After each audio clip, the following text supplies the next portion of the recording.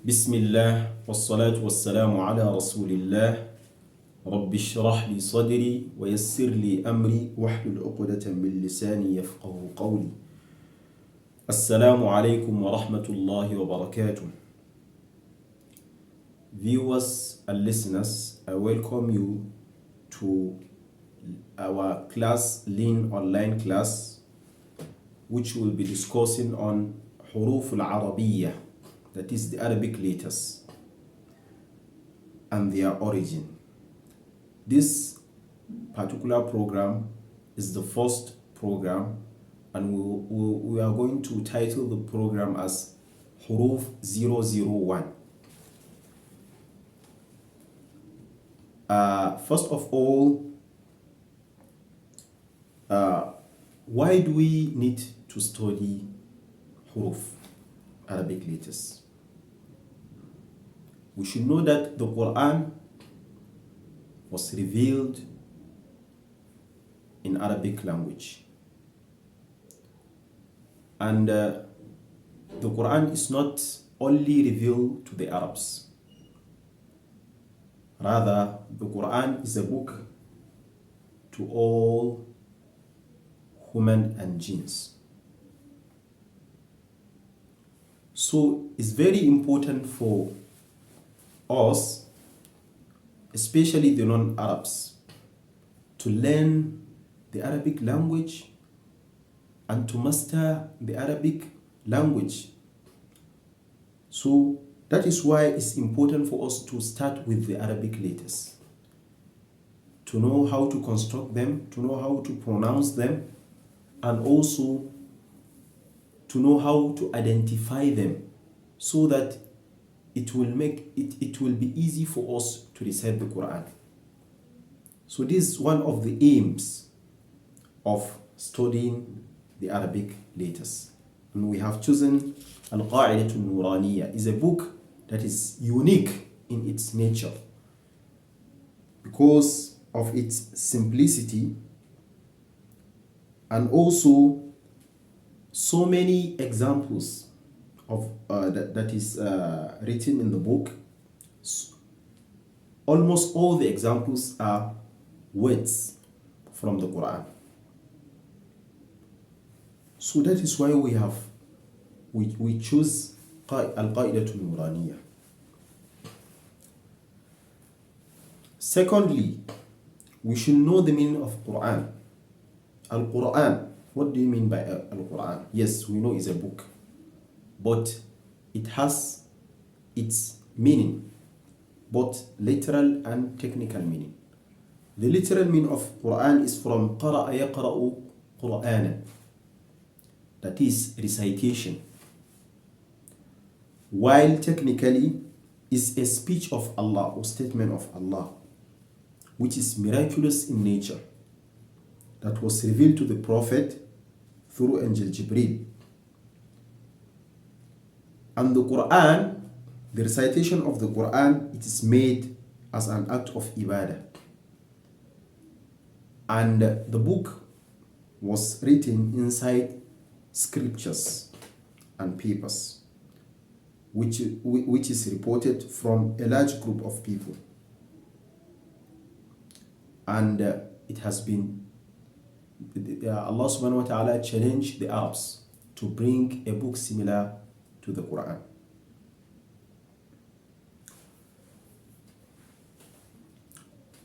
So in a nutshell, this is the definition of Quran, or the meaning of the Quran. So the first step one needs to take is to try to understand the Arabic letters and be able to form them and construct them and pronounce them, and then it will pave way for one to be able to read the Quran without difficulty. The next thing is Al-Huruf Al-Arabiyyah, the Arabic letters.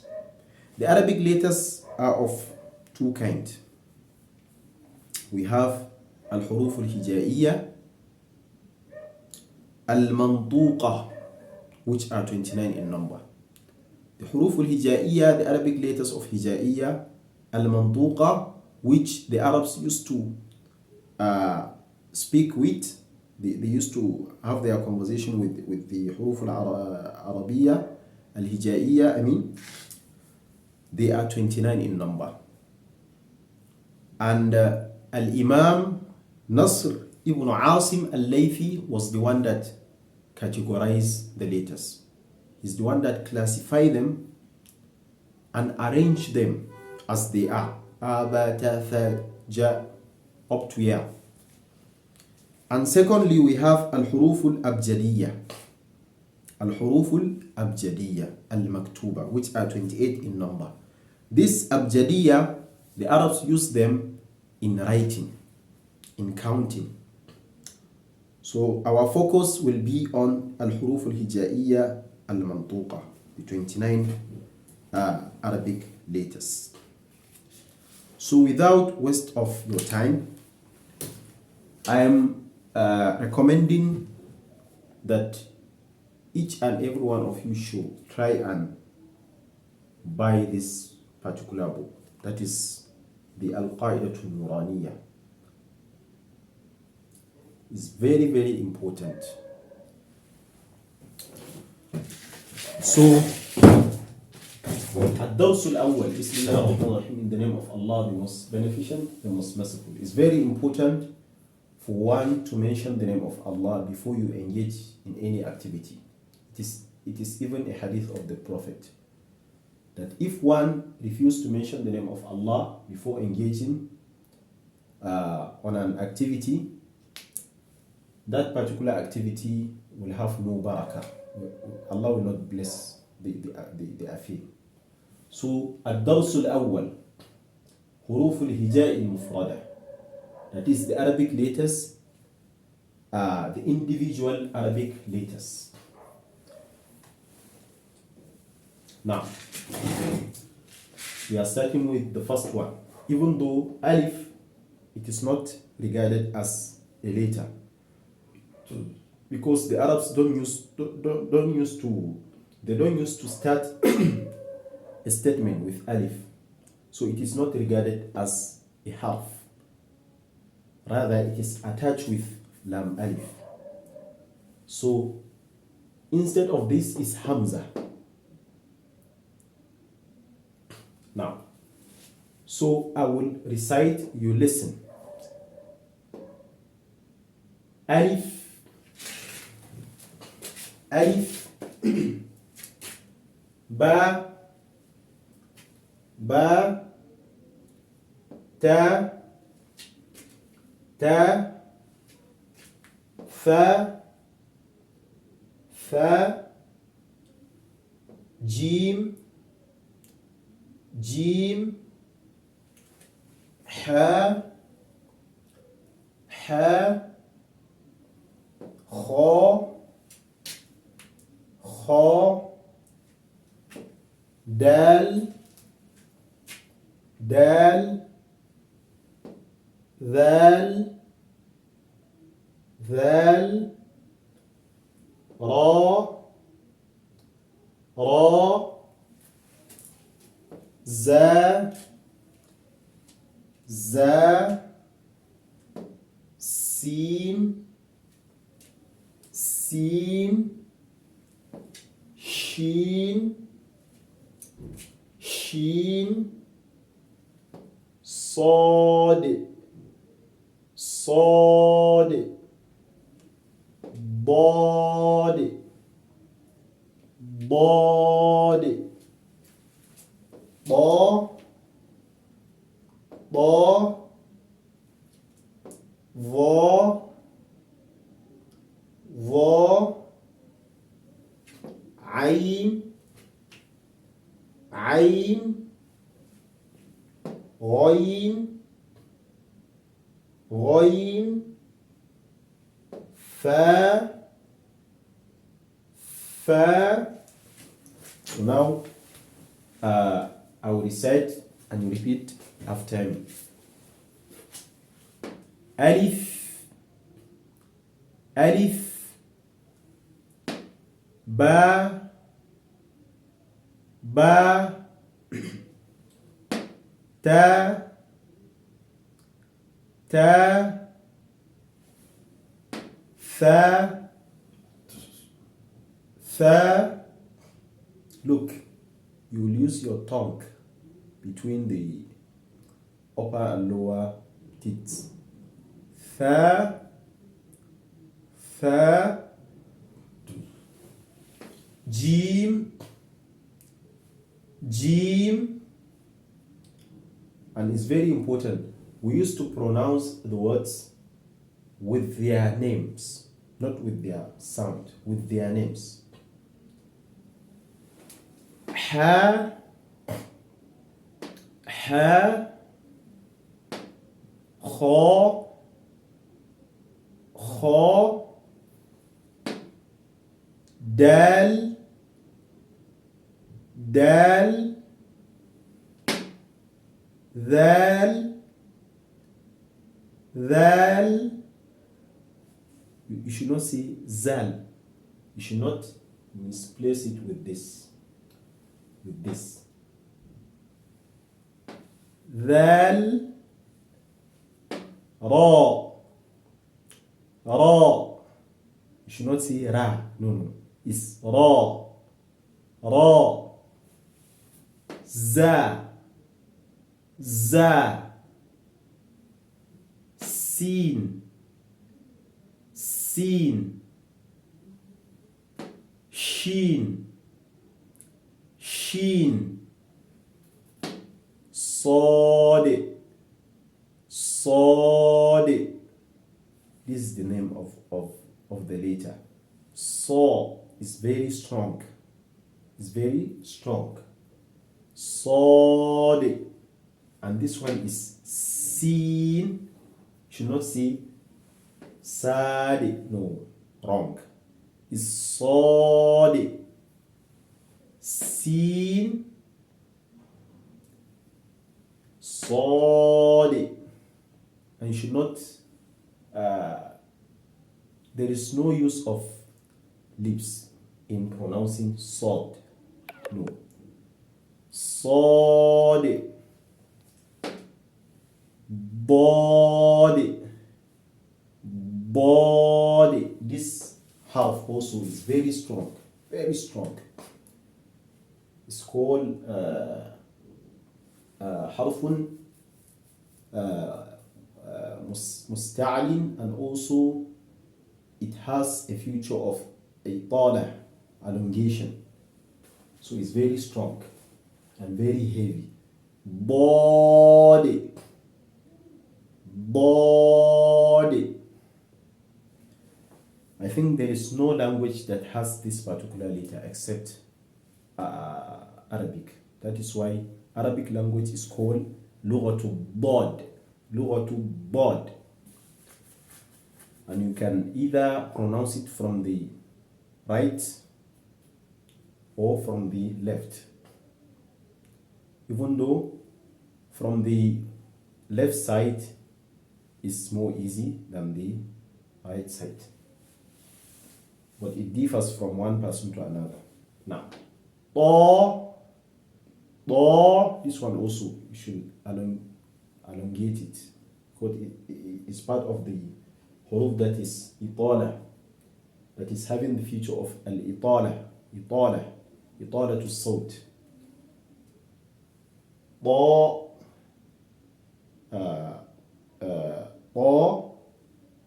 And what do you call it?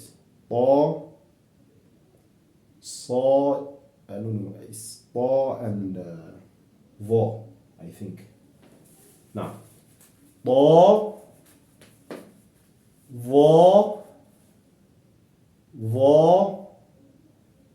okay, therefore, ضاء, ضاء, ضاد, and صاد. These are four letters that they have the feature of itala, elongation. Now, ضا, عين, عين, غين, غين, فا, فا. So I will read it, I will recite it for the last time. Alif. So it is written like this. No, it's written like this. Alif. And then ba. Like this. And ta. Like this. And then tha. Like this. And then jim. Like this. And then ha. Like this. Kha. Dal. Dal. Are we together? And then dhal. And then ra. Ra. Za. Sin.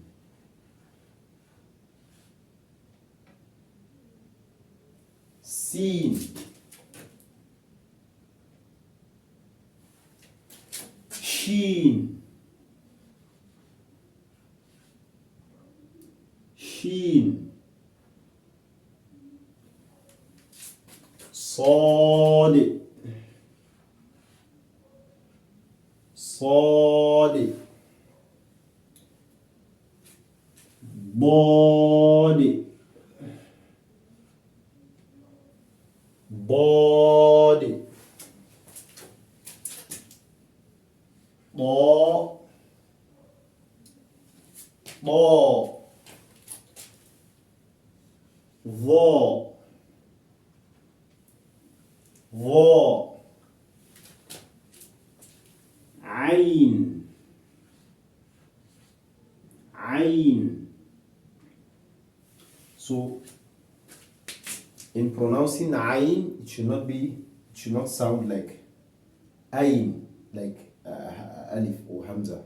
Ain, no, it's not ain. It's ain, ain, ain, ain. While this one is a. There is difference between a and a. A. So if you want to master it, you should practice it very, very well. Practice it. Practice, make perfect. Ghoin. Ghoin. Ghoin. Ghoin. Fa. Fa. Fa. Fa. So these are the first 20 letters that we have discussed today. The most important thing for us is to be able to pronounce them correctly and to be able to identify them. We should pronounce them correctly and to be able to identify them. If I point this, you know its name. If I point this, you know the name. If I point this, you can be able to pronounce the name. And thirdly is for us to be able to write them correctly. Write them correctly.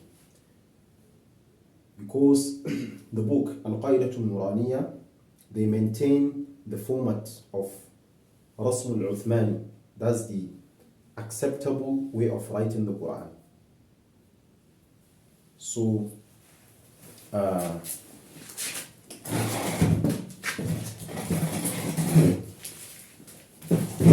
I think we are ending the class here.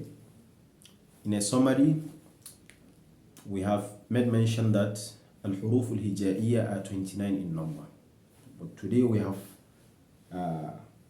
have taken the first 20 letters. And you should keep practicing the pronunciation and try to identify the letters, and finally you should write down the letters as they are written here, inshallah. If you have any question, you can write your question in the comment section there, but make sure the question is very relevant to the topic we have treated.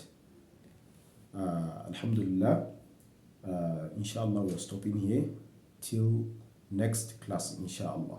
Assalamu alaikum wa rahmatullahi wa barakatuh.